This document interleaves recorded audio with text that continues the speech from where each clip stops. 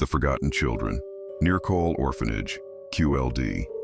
Near Cole Orphanage, just outside Rockhampton, was meant to be a sanctuary, a place for abandoned and displaced children to find care and structure. But what happened behind those gates was anything but kind. From the late 1800s to the 1970s, thousands of children passed through Near Cole. Many never spoke of their time there. Others couldn't. This story is rooted in survivor testimonies, documented abuse cases, local legend, and the chilling silence that still lingers around the ruins.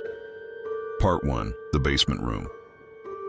Locals say there was a room beneath the chapel, a stone-floored storage space that wasn't on any maps. Some former staff claim it was never used, but ex-residents tell a different story. One boy remembered being locked inside for bad behavior. No windows, no lights, just damp air and whispers. He said the whispering didn't start until the third night. They weren't in his head. They were behind the walls. He clawed the bricks in the dark until someone let him out. To this day, he refuses to walk into churches. Part 2. The Girl at the End of the Hall. In the 1950s, several children spoke of a girl who wandered the dormitory halls at night. She didn't talk, didn't blink, didn't cast a shadow. She'd appear near the washrooms, soaked, like she'd just been pulled from a dam. But when they tried to speak to her, she'd vanish, leaving only a puddle. Some say she was a runaway who drowned trying to escape. Others say she was never real, just grief given shape. But multiple staff reports document wet footprints in dry corridors. Part 3. The Ashes in the Wind. During a fire drill in the early 60s, students were lined up outside. The wind picked up suddenly, blowing ash through the grounds.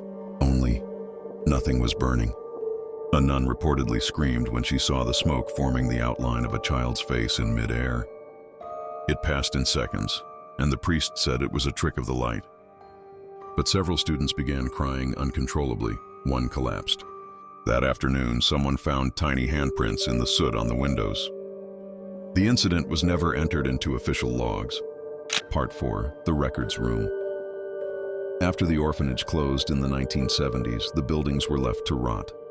Urban explorers who entered in the 2000s found a back room still filled with stacked boxes, files, names, photos. One visitor opened a folder, and the light in their torch flickered.